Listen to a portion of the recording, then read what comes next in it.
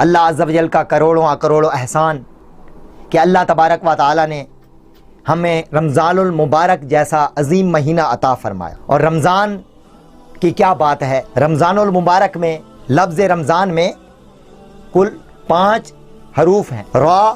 میم، ضاد، الف اور نون۔ تو علماء فرماتے ہیں کہ را سے مراد رحمت الہی، یا را سے مراد رضا الہی، میم سے مراد محبت الہی، اور ضاد سے مراد ضمانت الہی، اور الف سے مراد الفت الہی، اور نون سے مراد نور الہی۔ گویا کہ جو رمضان المبارک میں اللہ کی عبادت کرے گا تو اللہ تبارک و تعالی اس کو 5 چیزوں سے نوازے گا، یعنی کہ اپنی رحمت سے، را سے مراد رحمت الہی تو رحمت عطا کرے گا، میم سے مراد محبت الہی، اللہ تبارک و تعالی اسے اپنی محبت عطا کرے گا، اور ضاد سے مراد ضمانت الہی، اللہ تبارک و تعالی اس کو اپنی ضمانت میں لے لے گا، اور الف سے مراد الفت الہی، یعنی کہ اللہ تبارک و تعالی اس کو اپنی الفت عطا کرے گا، اور نون سے مراد نور الہی، یعنی کہ جو اس مہینے میں اللہ کی عبادت کرے گا اللہ تبارک و تعالی اسے اپنا نور عطا کرے گا، یعنی کہ اس کے دل میں اپنے نور کی تجلیات عطا فرمائے گا۔ تو یہ ایسا پیارا اور رحمت اور برکت والا مہینہ ہے، اور اللہ تبارک و تعالی دوسرے پارے میں بھی ارشاد فرماتا ہے، یا ایھا الذین آمنوا کتب علیکم الصیام کما کتب علی الذین من قبلکم لعلکم تتقون، کہ اے ایمان والو تم پر روزے فرض کیے گئے جیسا کہ اگلوں پر کیے گئے تھے تاکہ تم کو پرہیزگاری ملے۔ تو اب آخر میں فرمایا گیا کہ تم کو پرہیزگاری ملے۔ اب پرہیزگار وہی ہوگا، متقی وہی ہوگا، اللہ کا نیک بندہ وہی ہوگا جو روزے رکھے گا۔ اور ایک اور جگہ اللہ تبارک و تعالی فرماتا ہے کہ ھدی للمتقین،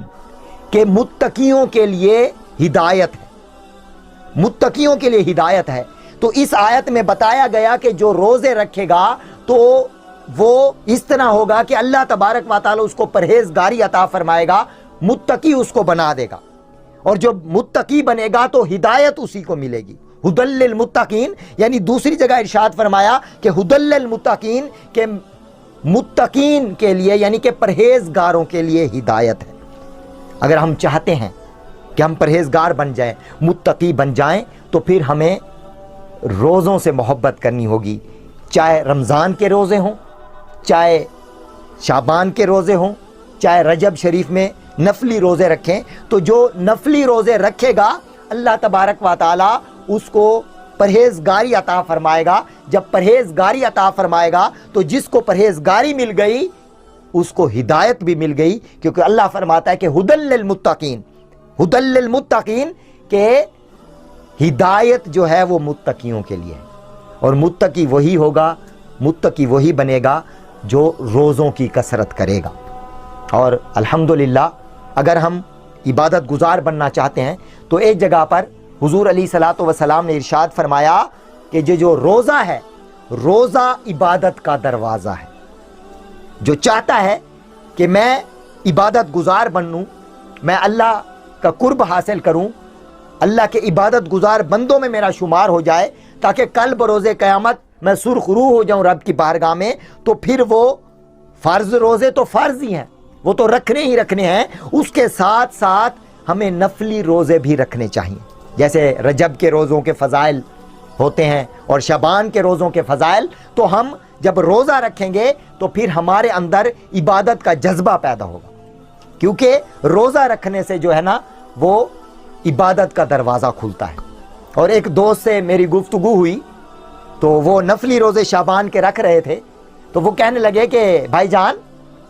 الحمدللہ میں نے یہ احادیث مبارکہ پڑھی اور سنی کہ روزہ جو ہے وہ عبادت کا دروازہ ہے، تو جب میں نے یہ احادیث مبارکہ پڑھی تو میں نے نفلی روزے رکھنا شروع کر دیے،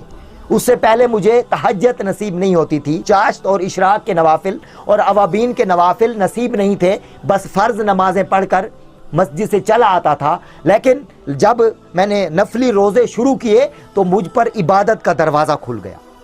اور مجھے ایسی چاچنی اور ایسا لطف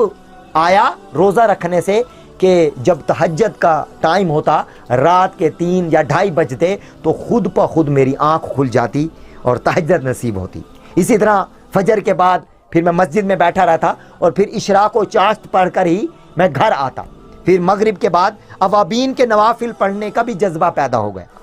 تو پتہ چلا کہ جو بندہ چاہتا ہے کہ میں اللہ کا عبادت گزار بندہ بن جاؤں تو پھر وہ روزوں کی کثرت کرے، اور رمضان تو رمضان ہے نا، رمضان کی تو ہر ساعت رحمت بھری ہے۔